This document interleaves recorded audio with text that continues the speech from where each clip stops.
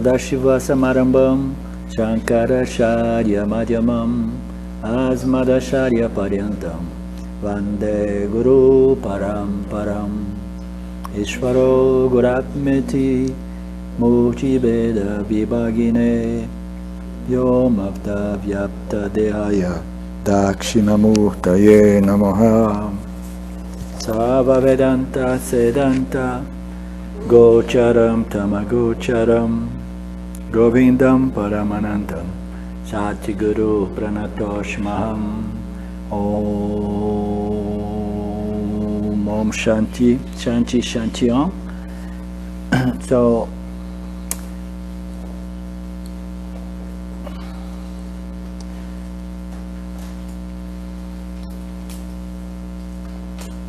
a busca da felicidade pelo contato com objetos, né, que é a solução apresentada por Maya, né? Maya divide o ser, né?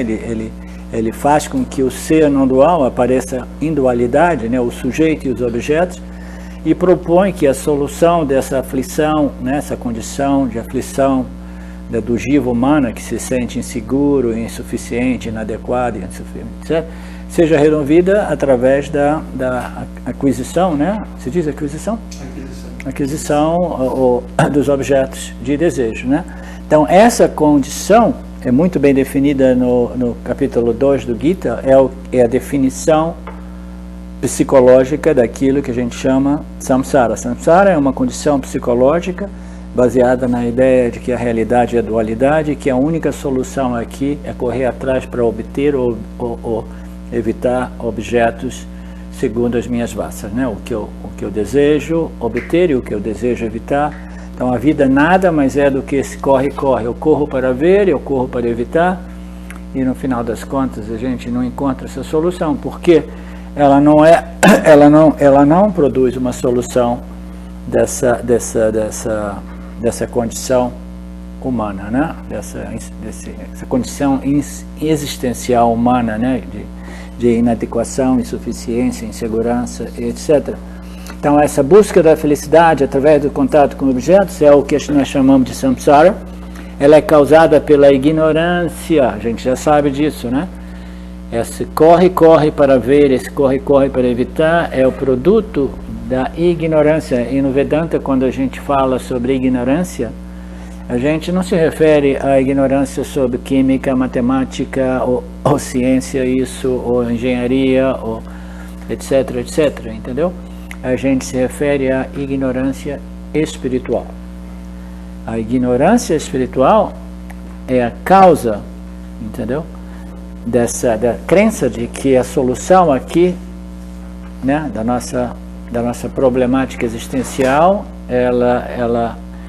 a solução a gente encontra no campo dos objetos, tentando manipular, controlar e obter o que eu quero e evitar o que eu não quero. Isso é chamado samsara. E ela é toda ela fundada na problemática, né, na causa original, né, no fundamental problem, a causa, a raiz desse problema é a nossa ignorância espiritual. So, essa é uma colocação que eu tenho feito ultimamente, porque não é somente a ignorância em referência à nossa real natureza e identidade como consciência pura, mas é fundada também na minha ignorância daquilo que nós chamamos mithya, Ishvara, em relação aos jivas e jagata, o campo. Se a gente desenvolve essa sabedoria de mithya, aquilo ali já ameniza, entendeu? Extensivamente essa condição de ficar correndo atrás de coisas para ver e evitar, entendeu? Freneticamente, como meio de resolver o meu problema de insuficiência, inadequação, pequenez, etc, etc. Conhecimento de mithya, que às vezes a gente chama Ishvara Knowledge, ou Mithya Knowledge, já tem um potencial enorme de minimizar essa problemática humana chamada samsara, a crença e a dependência dos objetos como meio de me resolver a minha mente, me sentir seguro, satisfeito, completo, etc, etc. Então, esse conhecimento espiritual é o que liberta, é o que liberta, e o conhecimento espiritual, para ser completo, ele não somente é o conhecimento de que eu sou o absoluto, a consciência, e Mithya é simplesmente irreal, mas é o conhecimento de Satya e Mithya, porque mesmo que nós tenhamos esse conhecimento claro, né, através de uma dessas afirmações ou declarações dos Upanishads, a gente compreende, eu sou a consciência, eu sou livre e independente de Mithya e todas as minhas experiências. Mas ainda assim eu vou continuar vivendo em Mithya até que o meu karma se esgote e eu possa, né, deixar esse corpo físico, né, e me dissolver nesse oceano de existência e consciência, né. Então, o Jiva, com essa compreensão, ele continua vivendo em Mithya, portanto, ele só vai desfrutar dos frutos do autoconhecimento na medida que ele compreendeu, assimilou e integrou todo o conhecimento referente a Mithya também. Entendeu? A importância, né, desse conhecimento de Mithya, a importância de realmente compreender a nossa natureza secundária aparente, essa Jiva, e o relacionamento entre nós, Jivas, Ishvara e o campo dármico. As leis que governam, né, as leis psicológicas, as leis kármicas, etc. Né? Porque o objetivo do Jiva é se tornar um enjoyer, curtir, apreciar, né, com espírito de alegria, de gratidão. Então essa ignorância é a causa do apego à crença de que a busca da felicidade através dos objetos possam trazer uma paz duradoura. Este verso é uma invocação do ser na forma da tradição de ensino. Informa ao investigador que o autoconhecimento é impessoal, o conhecimento revelado foi transmitido e permanece intacto por inúmeras gerações. E não se trata de um conhecimento ou opiniões pessoais de algum autor. O Vidyaranya Swami não é quem, entendeu, produziu esse texto. Ele simplesmente compilou, ele extraiu ensinamentos, versos de diversos Upanishads e organizou nesse texto moderno, né? Em Vedanta, quando a gente fala de 700 anos, é moderno, aconteceu ontem. Esse texto mais moderno, mais recente, é uma compilação, não existe nada de novo, é uma reorganização, reestruturação dos ensinamentos do Vedanta. O Vedanta, ele é além do tempo, né? E ele é impessoal. E esse livro, né, que a Betânia, você também, né, que é o Inquiry into Existence. Como é que a gente traduziu Inquiry into Existence? Investigação da existência, né? Então esse livro, que é um livro, é o Panchadasi, né, sob o título, né, de Inquiry into Existence, ele nada mais é do que uma compilação das palestras do Swami Paramarthananda em Chennai, né, alguns anos atrás. Só para ter uma ideia, o Swami Paramarthananda, ele levou 7 anos para ensinar o Panchadasi. Eu não sei exatamente se era uma vez por semana ou 2, porque ele daquilo que eu sei, ele ensina 2, 3 textos. Na segunda e na quarta eu ensino isso, na outra eu ensino ele. Ele tem sempre 2, 3 projetos, né, ocorrendo simultaneamente, né? Então eu não sei exatamente se era uma vez a semana ou 2, mas o fato é que levou 7 anos para ele desenvolver, expor, ensinar esse texto. Então o James Schwartz, né, essa é a sabedoria de um Jnani, entendeu? Que transcendeu a imagem do ego, a ideia de que eu sou o cara, né? Quando eu conheci o James Schwartz, muitos anos atrás, e aí quando eu fui, depois de ter me relacionado com ele frequentemente através de e-mails, eu fui ao seu seminário, primeiro seminário. Ele começou o seminário, que era o primeiro seminário seu de Panchadasi, e ele começou falando assim: eu tenho uma confissão para dizer para vocês. Falei, uma confissão? Assim, eu quero confessar uma coisa. Assim, o que é? Eu voltei para a escola. Depois de 40 anos ensinando Vedanta, eu voltei para a escola, porque eu reconheci que tem esse Swami, que eu conheci ele do meu tempo de discípulo do Shimayananda e depois como discípulo do Dayananda, O Paramartananda era o meu guru brother, ele era meu irmão de guru, a gente era associado aos mesmos gurus. Muito embora ele seja bem mais jovem do que eu reconheci que ele é mais brilhante e mais sábio e tem mais conhecimento. Então, uma figura pública já relativamente famosa, como era o Ramji naquele tempo, assumi isso publicamente, entendeu? Ele é mais brilhante, ele tem mais conhecimento, eu voltei à escola e eu tenho estudado ele. O Ramji acordava de madrugada para acompanhar as aulas do Panchadasi. E ele foi compilando durante muito tempo, gravações e aulas dos livros, não sei exatamente como ele fez. Aí ele acabou publicando esse livro, que ele manteve um pouco o estilo do Paramartananda, né, de linguagem, mas ele inseriu muito das suas assinaturas também, os seus estilos, né? Isso é para ilustrar o fato de que todo esse material do Vedanta, ele não pertence a Vidyaranya Swami, não pertence a Dayananda Sarasvati, não pertence a Paramartananda, não pertence ao James, entendeu? Ele pertence a quê? Pertence à nossa Sampradaya, entendeu? É a Sampradaya, é a tradição, ele pertence a todos nós, entendeu? Porque não existe nada de novo, e as novas gerações de propagadores dos ensinos, eles são influenciados pelas exposições dos ensinantes, dos professores anteriores, eles vão desenvolvendo mais ou menos o estilo seu próprio, mas não tem nada de novo, pertence à nossa Sampradaya, pertence. Então esse livro que nós estamos seguindo, ele pertence à nossa tradição, entendeu? É um produto, né, final, já muito, né, compactado, sintetizado, né, como é o estilo do James, né, ele compacta, deixa a essência dos ensinamentos, né.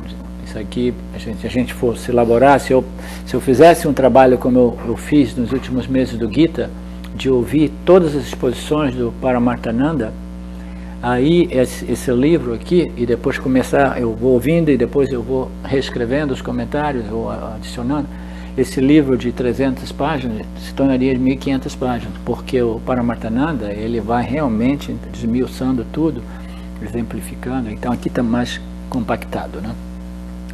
Mas esse é o estilo do Jain, ele representa a essência dos ensinamentos, né?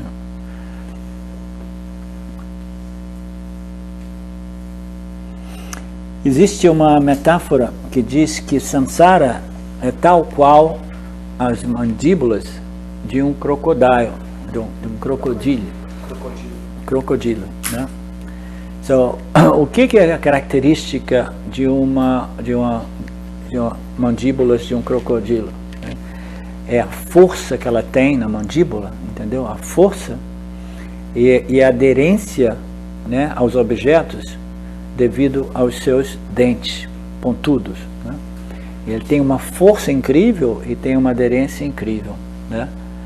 Então, samsara em analogia, né, ele é comparado a mandíbulas de um crocodilo, que uma vez a gente entra no samsara, a gente já está com o pé, um braço, alguma coisa, já está nas mandíbulas do crocodilo, entendeu?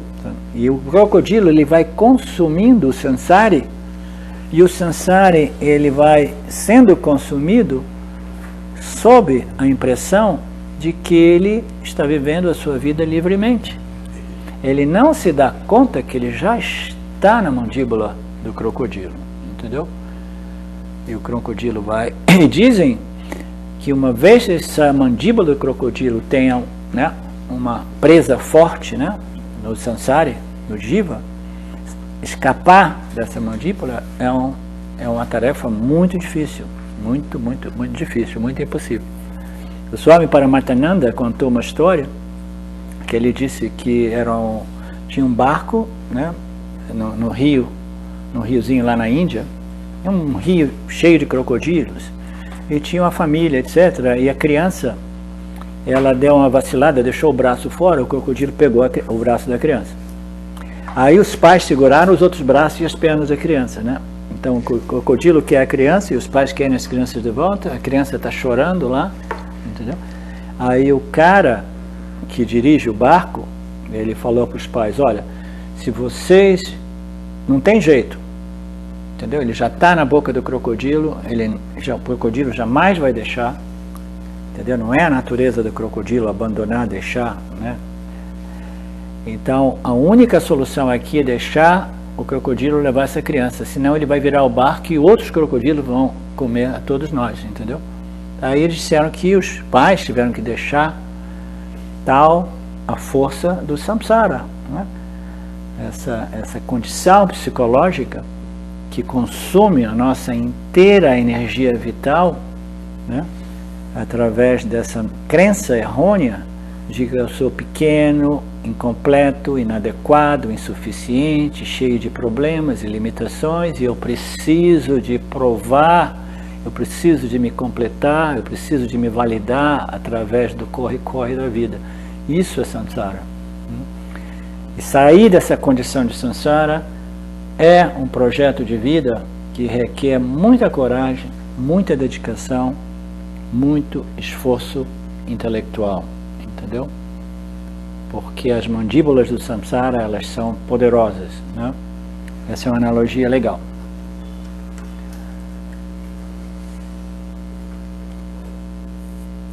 É quase impossível escapar das mandíbulas do samsara, mas quase impossível não significa impossível, né? Significa o quê? Significa que é possível. E é possível como? Através da compreensão, entendeu? De que esse crocodilo e as suas mandíbulas, entendeu? É uma projeção minha, né? É uma imaginação minha, essa condição psicológica, naturalmente sob a influência de Maya, eu desenvolvo essa condição psicológica, imagino que eu sou completamente dependente do campo, dos objetos, das pessoas, das circunstâncias, e aí eu estou amarrado no samsara. Então, escapar desse samsara é possível somente através da compreensão de que eu não sou o jiva que é limitado em todos os sentidos, eu sou a luz da consciência que é livre das experiências do jiva. Né? E essa compreensão tem um efeito positivo no jiva, de tal modo que o jiva se torna Fábio, olha. Nossa, que esse jiva se torna sábio. A gente sabe que o Fábio é sábio, né? Então a gente poderia começar sábio Bonafé. Então, na medida que o jiva se torna sábio, né, ele vai se libertando da boca do crocodilo, da mandíbula do crocodilo, simplesmente compreendendo que essa é uma condição que eu tenho, né, a capacidade intelectual de reverter ou de cancelar, neutralizar, através da compreensão de que eu não sou o jiva limitado que está preso nessa ideia de que eu dependo dos objetos, das pessoas, das circunstâncias, das situações, do tempo, do espaço, dependo das minhas experiências, do meu carro, entendeu? É uma compreensão que me permite me liberar do samsara, apesar do samsara. O samsara vai continuar para os outros jivas, porque o samsara é uma condição psicológica. Como é que a gente resolve essa problemática do samsara? A gente simplesmente compreende que tudo isso aqui pertence a Ishvara e é sob a jurisdição de Ishvara, o domínio de Ishvara. Ishvara e suas leis fica processando tudo isso, e os meus parabhada karmas eles são perfeitos como eles são, e eu permaneço, né, alinhado com Ishvara e fiel à minha real identidade, natureza, como a luz da consciência, né, que ilumina esse palco, no qual Ishvara, Jiva e o Jagata, né, que é o mundo, né, surgem. Né? O verso 2, essa discussão que revela a discriminação entre o ser e o não ser é empreendida para a compreensão clara daqueles cujos corações foram purificados pelo serviço aos pés do Guru. Então o segundo verso é uma outra forma, né, de indicação de que esse é um texto, né, para o benefício daqueles raros indivíduos cujos corações, o coração é uma palavra muito interessante que o Rosalvo uma vez ele teve um pouco de dificuldade de compreender isso, mas eu acho que ele compreendeu depois. O coração significa a essência de alguma coisa, the core, entendeu? Cuja a essência, qual é o core do indivíduo, entendeu? É a nossa capacidade, do ponto de vista do Jiva, a nossa capacidade intelectual. O core da minha existência como Jiva foi purificada através daquilo que é colocado do serviço aos pés do Guru. Mas nós já determinamos que o que é o Guru? O Guru é Ishvara. O Guru é melhor ainda representado pelas escrituras reveladas por Ishvara. O serviço ao Guru é simplesmente uma total dedicação ao estudo, contemplação e assimilação desses ensinamentos revelados por Ishvara. Esse é o serviço, né? Esse é o nosso trabalho, esse é o nosso bhakta, a nossa devoção, né? O nosso desejo. Os corações que foram purificados através desse desejo ardente pela libertação são, né, o coração, né, o intelecto sutil, sutilizado, refinado, são os intelectos que estão qualificados para essas discussões, né, essas análises que revelam a discriminação entre o ser e o não ser. E o que ele se refere como não ser? Né? O não ser nada mais é do que uma sobreposição de nomes, cores e formas naquilo que é um sem o segundo, né? Que é o ser. Então, é a discriminação entre o ser e a minha mente e todos os objetos de experiências que eu, né, conheço e experimento através da minha construção corpo-mente. É uma discriminação simples, mas ainda assim muito sutil. Eu discriminar a minha luz da consciência, da minha mente, do meu intelecto e das minhas experiências, das minhas noções intelectuais, né, dos meus sentimentos, né, é uma discriminação simples de ser compreendida, na medida que a gente compreende que, se a gente quiser simplificar, a gente coloca em termos, eu discrimino aquilo que jamais se modifica de tudo aquilo que se modifica constantemente. Eu discrimino aquilo que é sempre presente daquilo que é presente e ausente, vem e vai, aparece e desaparece. Então, do ponto de vista de compreensão intelectual, é simples separar a essência, o coração da nossa existência como consciência, né, nesse caso, daqueles aspectos, né, da nossa existência com os quais nós estamos erroneamente identificados e que produzem essa condição chamada aflição ou drama humana, né? O sentimento de que eu sou incompleto, insuficiente, inadequado, etc, etc. As qualificações são necessárias para o autoconhecimento. O autoconhecimento é um entendimento claro, firme, livre de qualquer sombra de dúvida de que eu sou a consciência, entendeu? Livre, independente, ilimitada, despreocupada, jamais modificada por alguma experiência, entendeu? Aquilo que não faz nenhuma ação, mas ainda assim todo o dinamismo de Mitya ocorre, né, devido à minha existência como consciência, esse princípio, sujeito, testemunha do universo manifesto, né?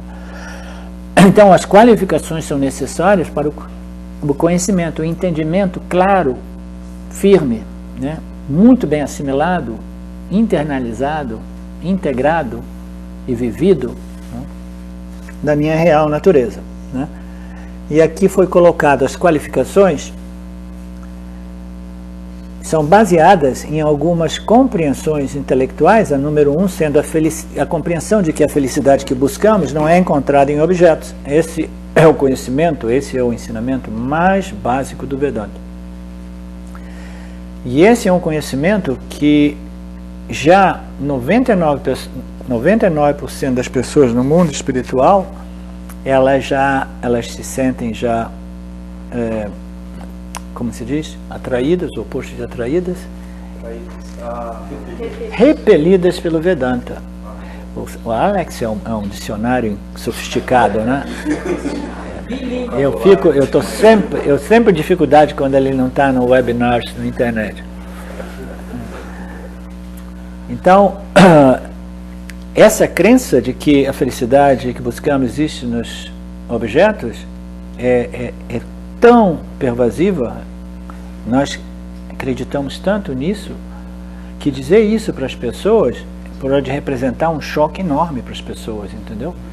A pessoa tem que estar psicologicamente preparada para receber essa bomba, é uma bomba, porque a minha vida inteira é tentando resolver essa problemática através da obtenção daquilo que eu quero, segundo as minhas vasanas. E se alguém chega para você e diz, não é por aí, né?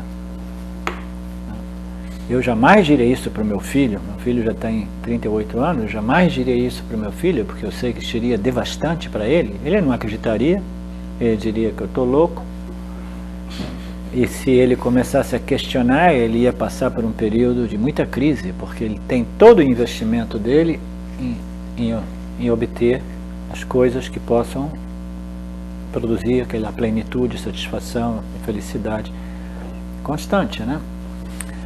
Então esse é o primeiro ensinamento do Vedanta, o mais fundamental, que já repele a maioria dos buscadores espirituais, porque é difícil de digerir esse fato, né? E mesmo depois, quando a gente tem uma compreensão intelectual clara, a gente compreende através das análises que a gente vai seguir, algumas dessas análises também mais básicas, né? O fato de que the joy is not in any objective experience, né? Alegria, felicidade não existe. Então essa compreensão, mesmo quando devidamente compreendida e assimilada intelectualmente, ainda assim ela não impede que essas vasanas que acreditam que a solução esteja no corre-corre do samsara continuem a operar a minha mente. E quando eu vejo assim, putz, eu já tinha determinado e concordado que a felicidade não existe nos objetos de samsara, mitya, mas de novo, eu me pego correndo atrás para obter e correndo atrás para evitar, em vez de fazer meu trabalho interno, através da compreensão, reflexão, assimilação, integração, internalização, esse trabalho, né, vedântico, em vez de fazer esse trabalho aqui, trabalhar a minha mente, o meu conhecimento, entendeu? Purificando a minha mente, desenvolvendo, não, eu me encontro numa situação que de novo eu estou tentando manipular o setup.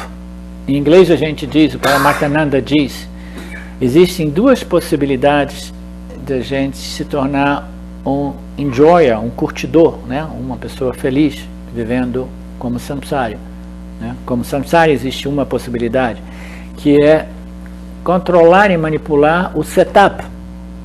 Como é que a gente diz setup? O arranjo do campo dharmico. Eu quero manipular o campo de tal modo que eu só tenha experiências que sejam em harmonia com meus likes, meus gostos e desgostos, né? Então essa tentativa de manipular o setup, o arranjo do campo, entendeu? É uma das soluções para que a gente possa viver uma vida feliz, alegre, infinitamente, permanentemente, né, bem resolvida, etc, etc.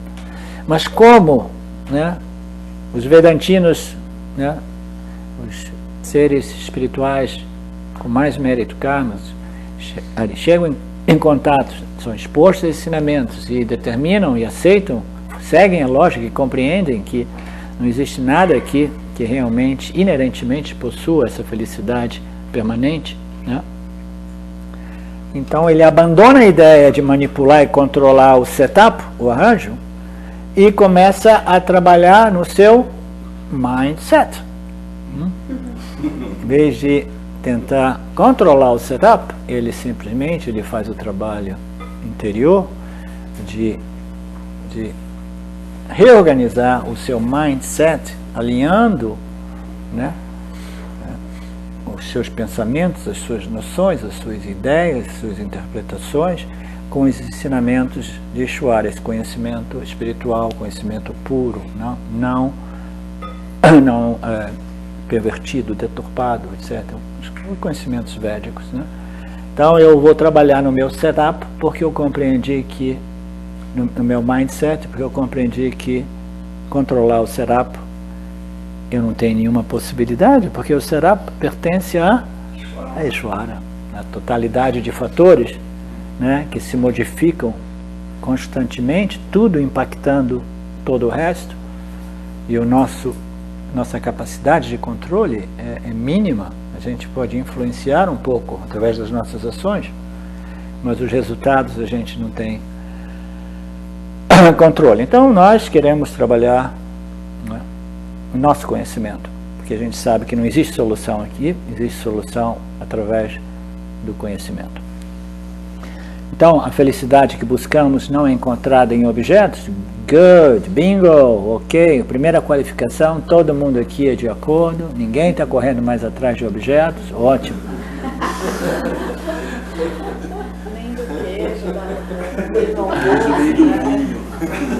Olha, correr atrás de objetos é uma expressão interessante, porque envolve esforço, corre, etc, etc. Mas não significa dizer que a gente não possa curtir os prazeres da vida, entendeu? Agora, esse desejo por alguns prazeres da vida, eles não devem ser compulsivos, não devem ser vinculativos. Eu não devo, né, seguir esses impulsos de preferências ou desejos com a ideia de que isso possa me completar. Eu posso até mesmo dizer, não, eu vou fazer isso, aquilo. Eu sei que não vai me completar, porque eu já fiz 225 vezes, e eu sei que ele resolve a situação temporariamente, né? Mas eu vou curtir isso. Aí gradualmente, daquela plataforma de compreensão de que isso não vai me completar, esse desejo, ele começa a ser convertido de um desejo vinculativo e não vinculativo. A conversão de um desejo numa mera preferência, entendeu? A preferência é uma boa descrição de um desejo que não é vinculativo, vinculante. Um desejo vinculante é aquele que eu dependo, né, disso para me sentir ok, satisfeito, né, contente, etc.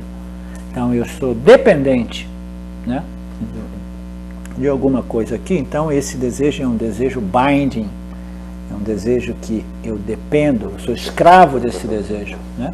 Não, eu compreender, não, esse é um desejozinho assim, eu gosto de um pouco de vinho com moderação, com queijinho que o Felipe trouxe, né? A gente depois, mais tarde, a gente pode ver se o vinho é bom e se o queijo é bom, né?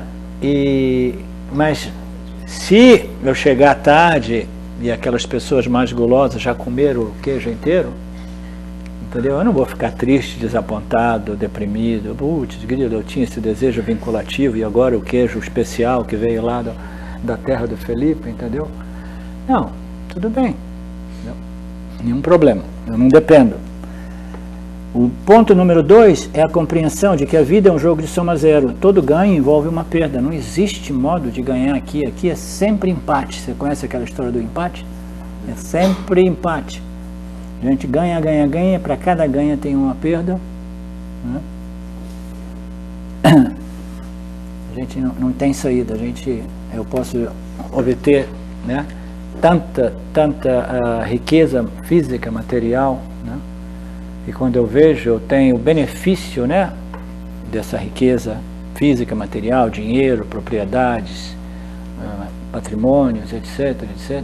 Aí, quando eu for analisar mais atentamente, eu vou ver que, meu Deus do céu, isso parecia ser uma solução, mas isso é uma cruz a carregar, porque, entendeu? Para manter tudo isso, eu tenho os competidores, eu tenho isso, eu tenho trabalho. Você conhece aquela expressão que diz, você quer uma bicicleta? Você quis a bicicleta, agora você toca pedalar a bicicleta, né? Então, se a gente obtém alguma coisa que a gente quer muito, depois a gente tem um problema de como manter aquilo, entendeu? Como não perder aquilo, né? Como sustentar aquilo. Aí quando a gente se dá conta, a gente descobre o lado negativo daquele ganho. Tem uma expressão na língua inglesa que a gente diz que mais é menos. Menos é mais.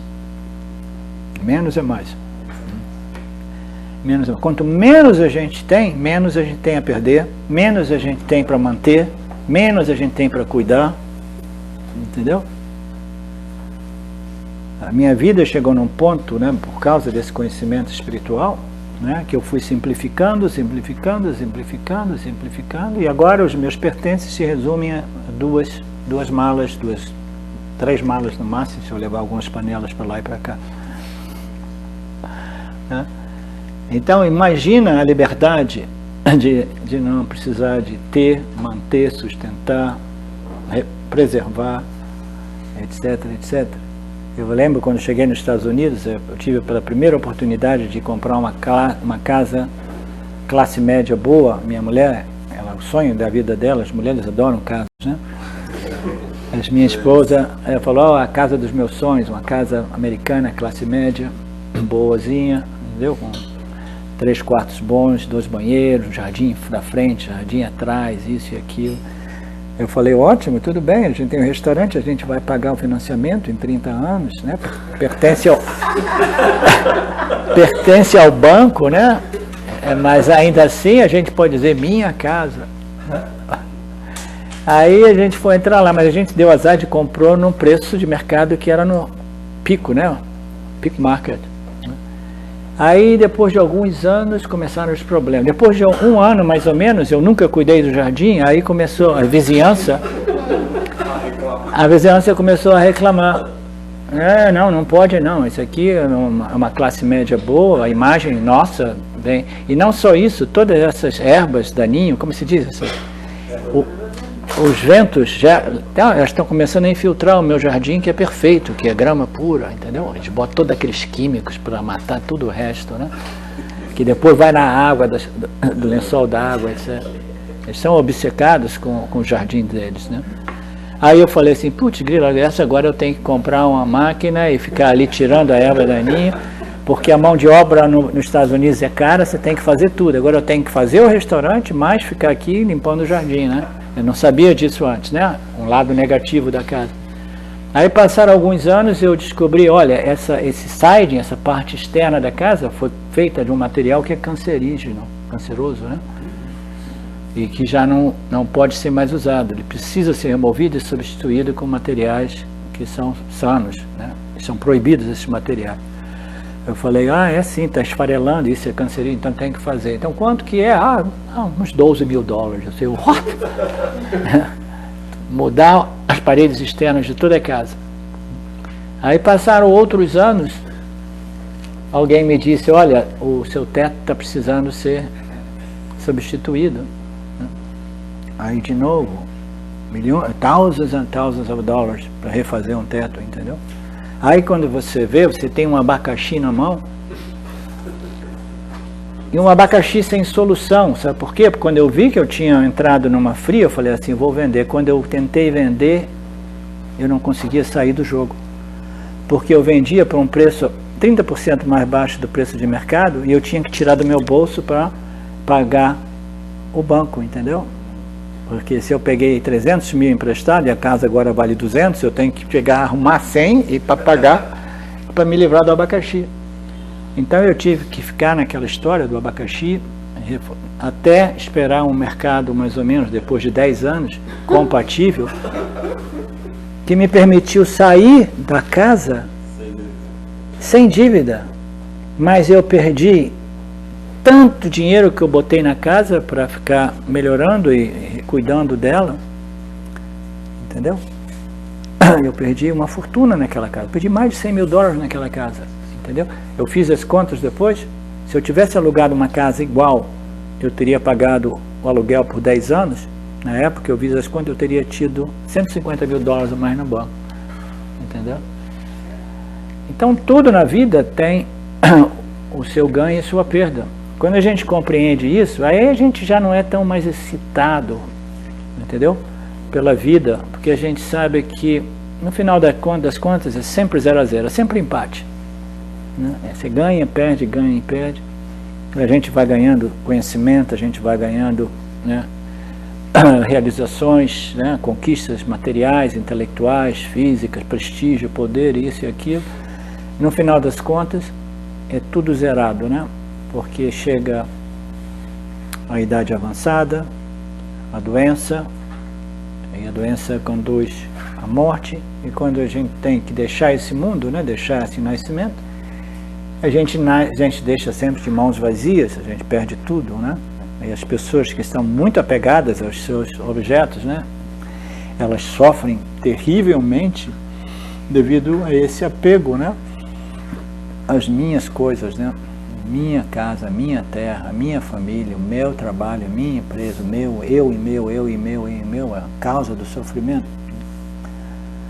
A vida é um jogo de soma zero, não tem nada que a gente ganhe que não envolva uma perda grande, né? Um outro exemplo muito claro é a gente, às vezes, tem períodos que a gente quer um relacionamento afetivo, né, íntimo, amoroso.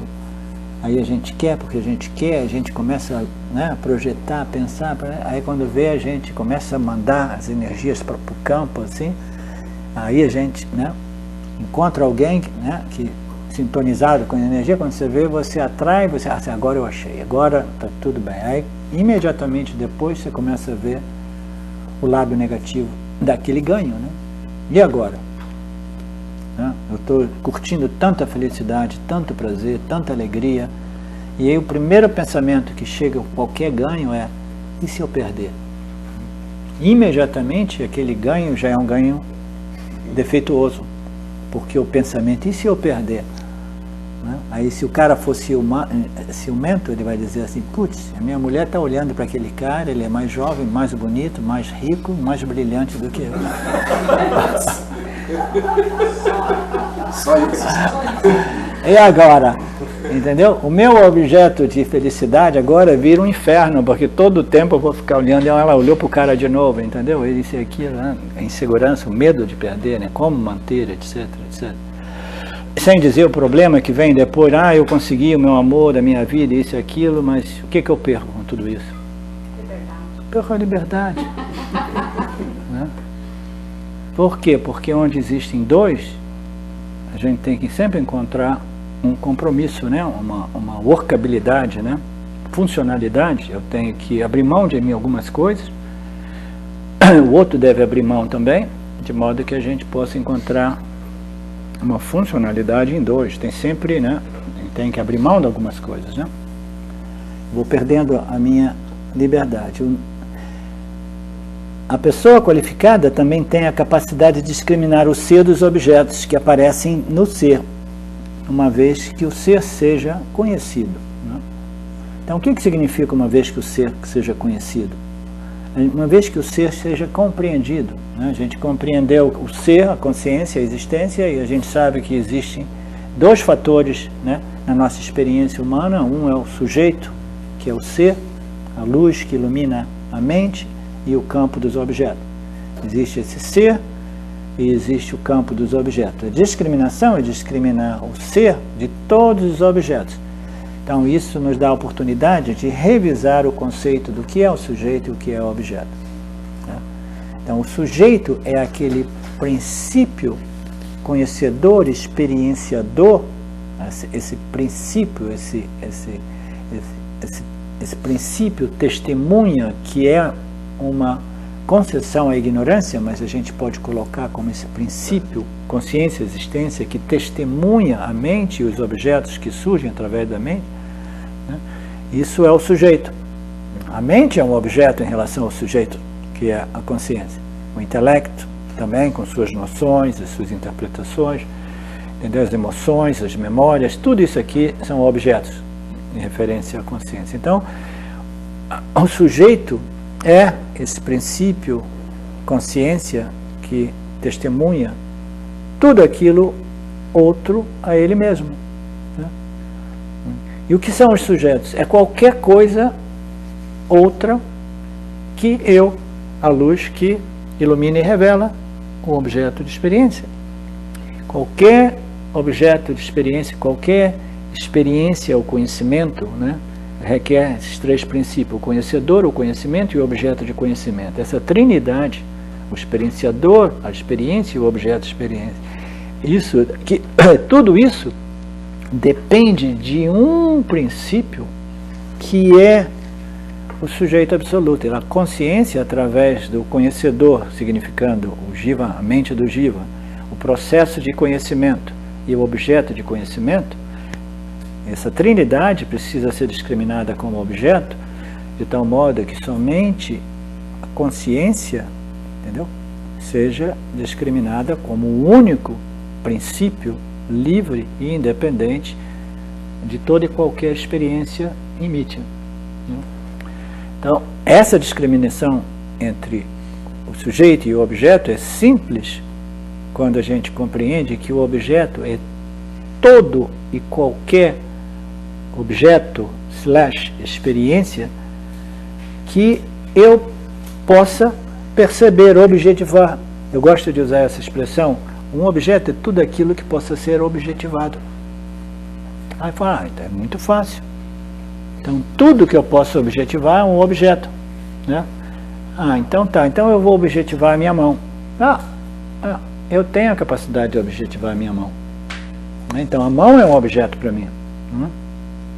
Fala, tudo bem, então tá aqui. Então, você notou que essa mão sua não é o sujeito realmente, é um objeto. E o resto do seu corpo? Eu não consigo ver todo ele, mas parece que, entendeu? O meu corpo inteiro é um objeto, porque eu consigo objetivar, entendeu? Eu vou em frente a um espelho, vou girando daqui, 3, 4 espelhos, eu consigo objetivar o meu corpo, né? Então o corpo físico é um objeto. Aí a gente vai... E as minhas emoções, as minhas sensações, né? As minhas noções, as minhas experiências, elas são objetiváveis? Elas são objetiváveis, né? Porque eu sou aquilo que revela, experiencia e conhece esse nível mais sutil de experiência, né? Chamado as minhas emoções, os meus conceitos, os meus sentimentos, as minhas memórias, tudo isso são objetos. É tudo aquilo que eu possa ser objetivado por mim à luz da consciência, que reflete ou brilha na mente do jiva humano e revela e conhece e experiencia os objetos do campo.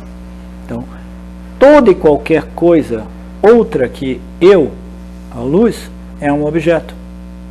Então, essa é uma definição importante, porque esse é um ensinamento básico, porque do início desse processo de investigação, de discriminação até o final, a gente não vai fazer nada mais, nada menos do que discriminar o sujeito absoluto, né? Usar essa palavra absoluto, esse sujeito absoluto. Por que eu estou usando essa palavra absoluto? Porque o Jiva Mind pensa que ele é o sujeito, mas aí, como eu expliquei antes, eu pensava que eu fosse o sujeito, eu perguntei ao Fábio, o Fábio falou para mim, não, você é um objeto, me desculpa, você é um objeto aparecendo para mim. Então, o sujeito não é a mente do Felipe, o intelecto do Felipe, né? Na medida que a mente e o intelecto do Felipe vai se sutilizando, refinando, purificando, ele começa a ter uma visão objetiva da sua mente e do seu intelecto. Ele começa a perceber a mente com seus conceitos, noções, sensações, emoções, ideias, pensamentos. Ele começa a ver isso objetivamente. Oh, yes, eles são objetos. Por quê? Porque eles aparecem para mim. Tudo aquilo que aparece para mim é um objeto. E eu sou aquilo que não apareço para ninguém alto, para nada, não existe nada além de mim, porque eu sou o fim da linha. Não existe uma consciência além da consciência, como algumas outras filosofias independentes sugerem, entendeu? Não existe. A natureza da realidade é a não dualidade, existe somente um ser, uma consciência, e ela é não dual. Tá? Por isso que moksha é possível, entendeu? Porque se fosse, entendeu? Camadas e camadas, camadas, a gente entraria numa lógica infinito, como se diz? Infinito, né? A gente diz. Entendeu? Como ao infinito, como alguns gurus e outras filosofias sugerem, né? Não. Existe somente a consciência, eu sou a consciência e tudo aquilo que aparece para mim é um objeto, e o meu trabalho nada mais é do que separar intelectualmente e reivindicar a minha real identidade como a consciência e permanecer firme naquela compreensão. No início a gente vai fazer discriminando de uma forma mais densa, mais grosseira, né? Discriminando a gente do corpo físico, dos objetos, da minha carro. Eu não sou o meu carro, eu pensava que eu fosse o meu carro. Eu estava tão apegado com aquele carro, modelo 2016, entendeu? Que quando roubaram o carro eu tinha a impressão que eu tinha sido roubado também. Né? Morri, uma coisa dentro de mim morreu quando eu perdi aquele carro. Aí devagarzinho eu vou discriminando, eu não sou o meu carro, eu não sou a minha casa, eu não sou os meus filhos, eu não sou o meu marido, tudo isso são objetos. Né? Aí gradualmente a gente vai discriminando, né? Eu, a consciência, de objetos sutis aqui, eu não sou as minhas noções, meus sentimentos, né? As pessoas mais emocionais são tão identificadas com as emoções, os seus sentimentos. Né? Existe uma infinidade de níveis de experiências humanas com as quais nós somos identificados. A gente se define através desses níveis de experiências humanas e a gente vai fazer esse trabalho de passar por todos esses níveis de experiência e discriminando, determinando que isso não é o ser, isso não sou eu, por isso, por isso e por isso e por isso, entendeu? Apresentando a lógica sempre ali. Né?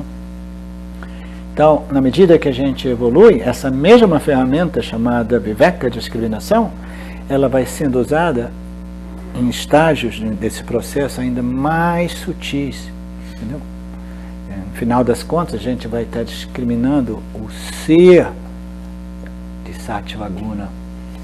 Quando a mente é extremamente satívica, a nossa compreensão do campo, entendeu? É muito mais clara, o indivíduo se torna um indivíduo mais sábio, entendeu? E ele vai ter que constantemente discriminar eu, a existência, a consciência, dessa condição mental extremamente sábia, extremamente pragmática, extremamente carismática, entendeu? Que se torna uma trápula que significa uma armadilha para o ego sutil do indivíduo, que ele pensa, agora eu sou um sábio, agora eu estou identificada com Sattva, eu estou identificada com essa sensação de paz, de compreensão, de sabedoria, né? Isso tudo é o ego, né? Pregando peça, né? Tem uma expressão que diz assim, na gente, né? Então, no final, a gente vai estar discriminando. Existe uma passagem dentro do budismo, né? Uma dessas seções do budismo que diz, né? No final das contas, o seu apego, porque a gente vai negando, esse processo de discriminação também é facilmente compreendido como o net. Eu não sou isso, eu não sou isso, eu não sou isso. A gente vai negando a realidade, a essas coisas com as quais eu me identifiquei. Assim, não, eu não sou isso, eu sou a luz, eu sou aquilo que testemunha, revela, e conhece, experiencia, né? Sou a luz, né?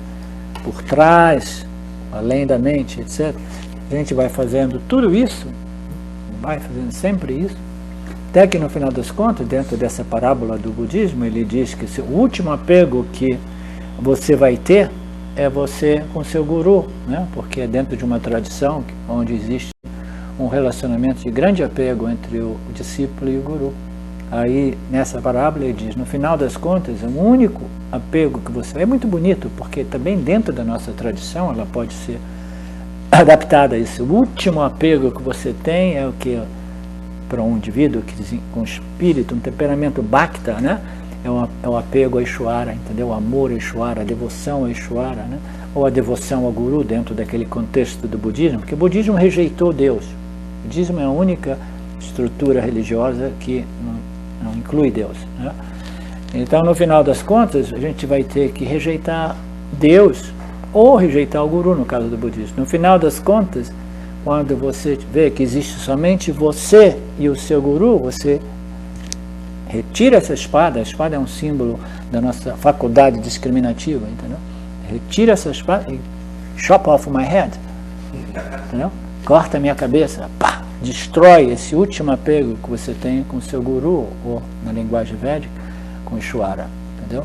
A gente tem que ir além do apego, a identificação errônea com tudo isso, entendeu? Com o nosso Jiva, com Ishvara, até que a gente estabelece o nosso apego ou dependência com ser, né? E você ser dependente do ser é sinônimo de total independência, porque o ser é o único fator livre e independente de Mitya, de todos os níveis de experiência humana. Só para fechar esse parágrafo, o desapego com referência aos resultados das ações, a gente tem que compreender isso. Isso aí é um dos frutos do Karma Yoga, é compreender que nós temos um certo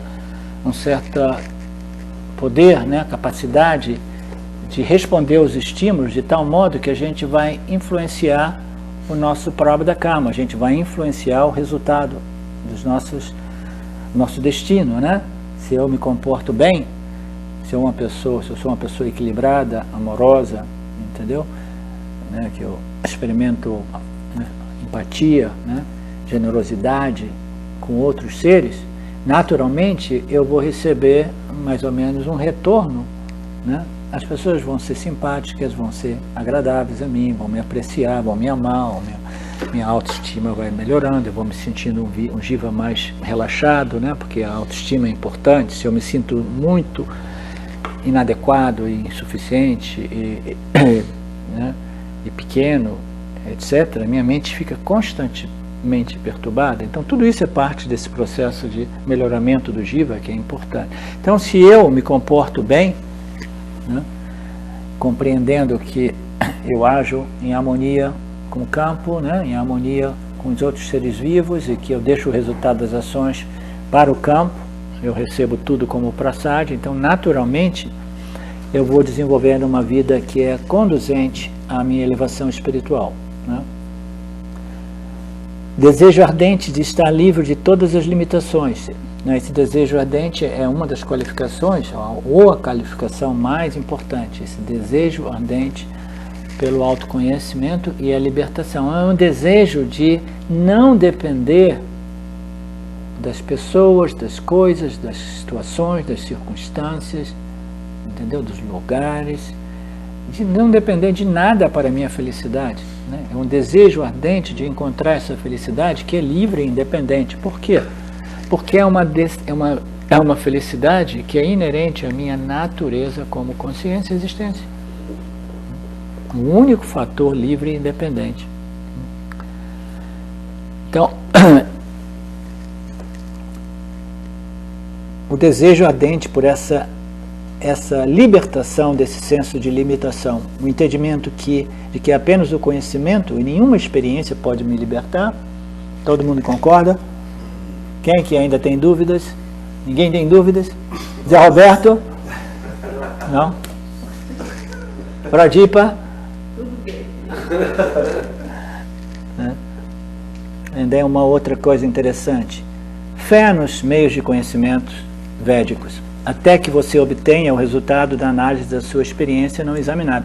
Então, a fé que nós dizemos no Vedanta, nada é possível sem essa fé. Essa fé não é uma fé cega, é uma confiança, entendeu? No aguardo, na pendência dos resultados da minha investigação. Eu digo assim, não, faz sentido, é um pouco chocante, é um pouco contra-intuitivo, né? Mas eu percebo que o Vedanta, as escrituras do Upanishads, talvez estejam apontando como a única saída dessa condição psicológica chamada samsara, né? Então eu tenho confiança, uma palavra mais legal, eu tenho confiança nesse meio de conhecimento chamado Vedanta ou os Upanishads. Mas a gente não deve dar a nossa confiança gratuitamente, entendeu? A gente tem que sempre ser cuidadoso, porque existe uma infinidade de charlatões, né, travestidos de professores, né, honestos e qualificados. Então a gente tem que estar sempre observando que o professor, né, que está expondo esses ensinamentos, ele seja uma representação viva dos ensinamentos, ele viva os ensinamentos, entendeu? E que o que ele propaga seja realmente em harmonia com os ensinamentos. A gente tem os ensinamentos, as escrituras, a gente tem sempre a possibilidade de ir lá e falar assim, esse cara não está ensinando Vedanta, entendeu? Porque eu estou vendo aqui, eu já desenvolvi uma certa compreensão, então de repente esse professor não é tão qualificado. Nós temos meios, nós temos as escrituras os documentos que permitem a nós, né, determinarmos se eu posso colocar confiança e fé, né, no Vedanta e no professor, porque como a gente compreendeu, o Vedanta ele vem junto com o professor, que estudar sozinho é pouco producente, né?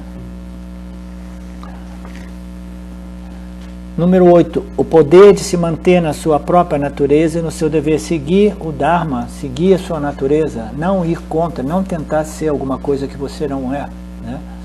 A gente aceita essa construção corpo-mente, que é o produto dos nossos karmas anteriores, da alma, da minha alma em seu nascimento anterior. Nós temos isso, eu recebi aqui, esse foi a minha carga de vasanas, o meu parabada karma, né? Eu recebi isso, eu recebi um intelecto com capacidade de discriminar e produzir e processar melhoramento, né? Conectando os pontos e corrigindo os meus comportamentos e respostas de tal modo que eu possa desenvolver uma vida mais sana, psicologicamente, espiritualmente, né? Mais elevada. Então, tudo isso aqui é a possibilidade porque nós temos um intelecto inteligente, tá? Um intelecto inteligente.